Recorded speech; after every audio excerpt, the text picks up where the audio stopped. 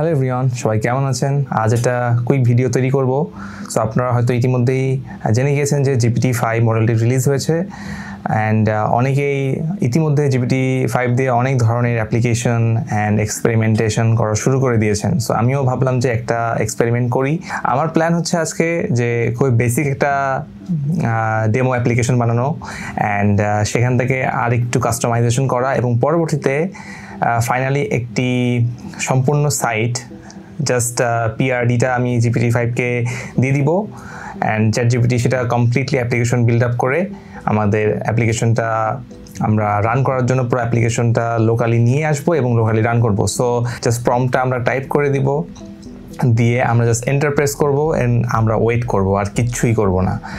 And দেখবো যে ChatGPTর GPT-5 মডেলটা আসলে কতটা ইফিশিয়েন্ট এবং কতটা পারফরমেন্ট, এবং আপনাদের সামনে ফাইনাল রেজাল্টটা অবশ্যই তুলে ধরবো।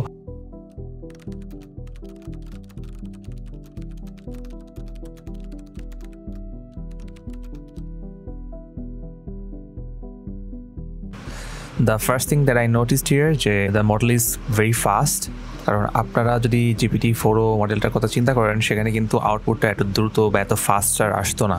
সো 5-এ দেখা যাচ্ছে যে আউটপুটটা very ফাস্টার।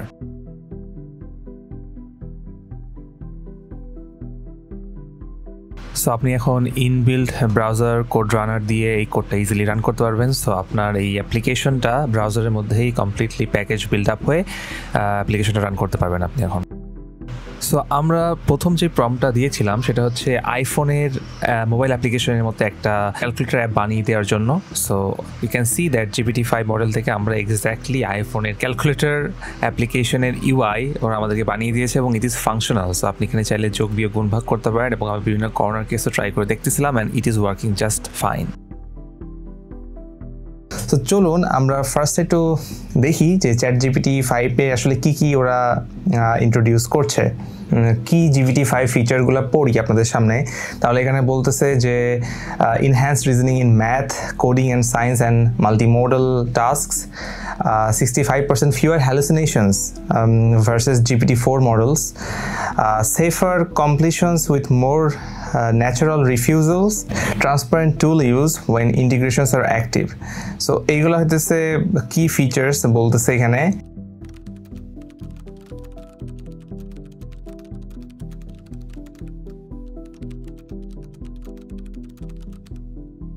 So the next application that we are going to build with this model is a to-do application.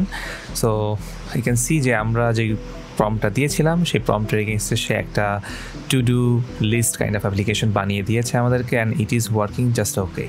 So basically আমাদের রিকোয়ারমেন্টটা ছিল খুবই সিম্পল, যে ইনপুটটা আমরা দিব, সেই ইনপুট অনুসারে আমাদের একটা আউটপুটে টু ডু লিস্টটা দিবে, অ্যান্ড সেটা ও খুব ভালোভাবেই করতে পারতেছে এবং বাটনগুলো ফাংশনাল। দেখেন আমরা আইটেমগুলো রিমুভ করতে পারতেছি। এখন চলেন আমরা এই সেম অ্যাপ্লিকেশনটাকে একটু কাস্টমাইজ করব। সো আমার ধারণা যেটা হচ্ছে যে এই আইটেমগুলো টু ডু লিস্টে যে আমরা দেখতে পাচ্ছি সেগুলো আমি রিঅর্ডার করতে চাই, অর্থাৎ অর্গানাইজ করতে চাই। সো আমি সেইভাবে প্রম্পটটা দিলাম এবং দেখি আমাদের GPT-5 মডেলটা কীভাবে এই কোডটা করে, এবং you can see that already সে কোড করে ফেলেছে এবং আমি আইটেমগুলো অ্যাড করছি এবং আইটেমগুলো অ্যাড হচ্ছে ঠিক আগের মতোই, এবং now I should be able to reorder the elements from here. And you see, it is working just like a charm. So far আমরা মডেলটার পারফরমেন্স নিয়ে খুবই হ্যাপি। সো আমরা ফার্দার অ্যান্ড ফার্দার এটাকে পুশ করতে চাই আরও।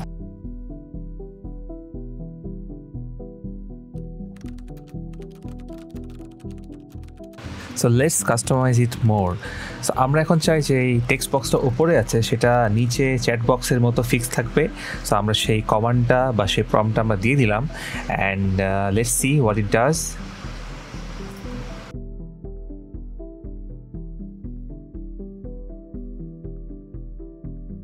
এবং আপনারা দেখতে পাচ্ছেন যে টেক্সট বক্সটা ঠিক সুন্দরভাবে নিচে চলে এসেছে। অন্যান্য যে ফাংশনালিটিগুলো ছিল সেগুলো ঠিক আগের মতোই আছে এবং সেগুলো ঠিকভাবেই কাজ করছে। সো আমাদের মোটামুটি সব কাজই এখানে কমপ্লিট। সোফার আমি যেই দুইটা টাস্ক দিয়েছি সেই দুইটা টাস্কই খুব ভালোভাবেই সম্পন্ন করতে পেরেছে।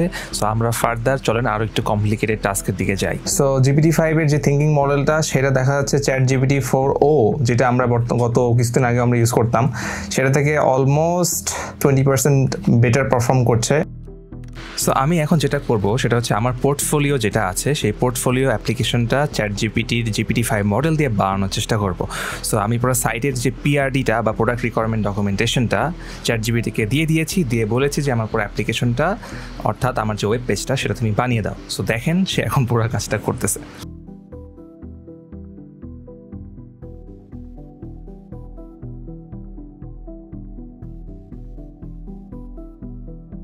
আমি কোড জেনারেশন প্রসেসটা একদমই ফাস্ট ফরওয়ার্ড করছি না, এটা আপনাদের বোঝার সুবিধার্থেই, কারণ আপনারা যাতে জানেন যে GPT-5 মডেলটা কতটা পারফরমেন্ট এবং কতটুকু ফাস্টার।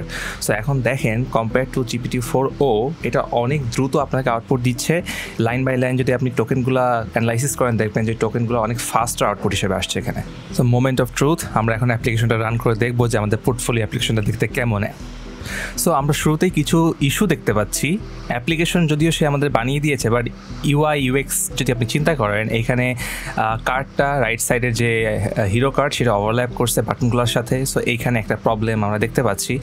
এছাড়া নিচে আপনি যে প্রজেক্ট কার্ডগুলো দেখতেছেন সেখানে টেক্সটগুলো কিন্তু ঠিকঠাক নাই। সো সে আমাদের অ্যাপ্লিকেশনটা বানিয়ে দিয়েছে PRD অনুসারে, কিন্তু সে কিছু জায়গায় স্টিল ইমপ্রুভ করার আমাদের জায়গা আছে। সো এটা আমরা কিন্তু বুঝতে পারছি। সো চলুন আমরা এখন ওকে বলবো যে এই পার্টগুলো ফিক্স করে দেওয়ার জন্য। সো আমি ওকে ইস্যুগুলো বুঝাই বললাম যে হিরো কার্ডটাতে ওভারল্যাপ করছে, নিচে টেক্সটগুলো র্যাপ হয়ে যাচ্ছে। সো দেখুন ও কী করে।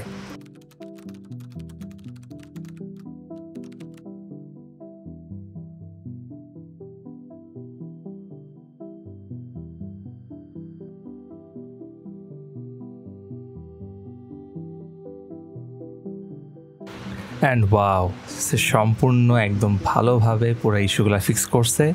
টেক্সটগুলো এখন আর র্যাপ করতেছে না এবং কন্টেইনারগুলো খুব সুন্দরভাবে অ্যালাইন্ড আছে and it looks perfect.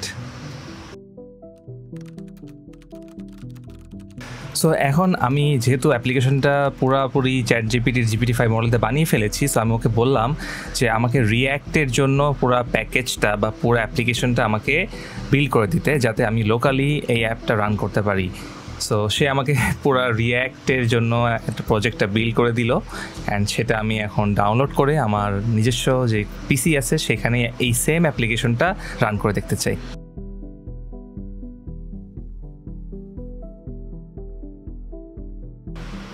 So আমি প্রজেক্টটা ওপেন করে ফেললাম অ্যাপ্লিকেশনটা। সো এখন আমি রান করে দেখব। So let's type in the commands.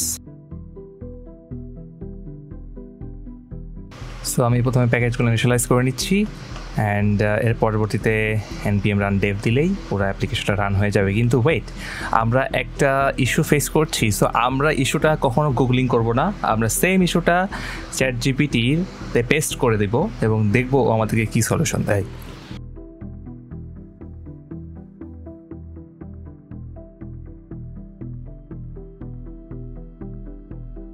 So আপনারা দেখতে পাচ্ছেন যে আমি ইস্যুটা পেস্ট করার সাথে সাথেই ও সঠিকভাবে আমাদেরকে বলে দিতে পারলো যে এটা কেন হচ্ছে প্রবলেমটা।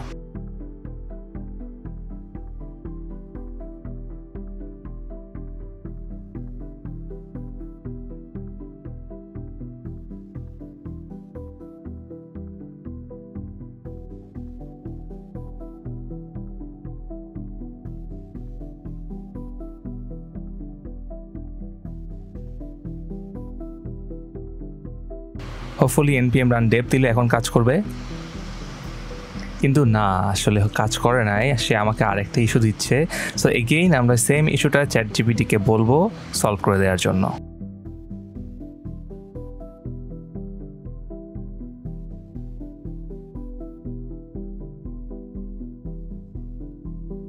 সো আপনারা দেখতেই পাচ্ছেন সে আমাকে বললো যে আমাদের যে নোট ভার্সনটা কারেন্ট পিসিতে ইনস্টল আছে সেটা ওল্ড।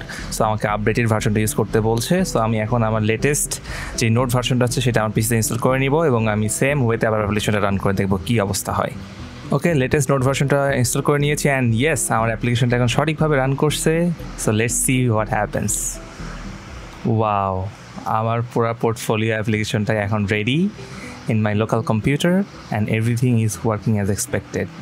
সো আমি পুরো অ্যাপ্লিকেশনটা গো থ্রু করছিলাম, সে আমার যে পিআরডিটা দেয়া ছিল চ্যাটজিপিটিকে, সেই পিআরডি অনুসারেই পুরো অ্যাপ্লিকেশনটাকে সে ডিজাইন করছে and all the buttons are functional as well. So আপনারা দেখতেছেন যে আপনি নেভিগেশনে ক্লিক করলে সে আমাকে ওই পজিশনে নিয়ে যাচ্ছে অ্যান্ড আমার প্রজেক্টগুলোকে সে শোকেসিং করছে, আর্টিকেল অ্যান্ড কন্ট্যাক্টস প্রত্যেকটা সেকশনকে সে আলাদা আলাদা সেপারেট করে দিয়েছে। সো ইয়েস, আমি আসলে অবাক and it is working so nicely. So এইটা হচ্ছে আমার অ্যাকচুয়াল পোর্টফোলিও। আমি এইটার বেসিসেই ওকে পিআরডিটা দিয়েছিলাম, কিন্তু পিআরডিতে আমি এত ডিটেলস দিতে আসলে বলি নাই, আমি জাস্ট বেসিক একটা পোর্টফোলিও অ্যাপ্লিকেশন বানাতে বলেছিলাম। সো আই থিঙ্ক এই প্রথম ইমপ্রেশনের জন্য ভিডিওটা ইনাফ। পরবর্তী হয়তো GPT-5 আরও মোর এক্সপ্লোর করে আপনাদের সামনে আরও ডিটেলসে বলা যেতে পারে। আই থিঙ্ক এই ভিডিওটা আসলে এখানেই শেষ করা যেতে পারে। So see you in the next video.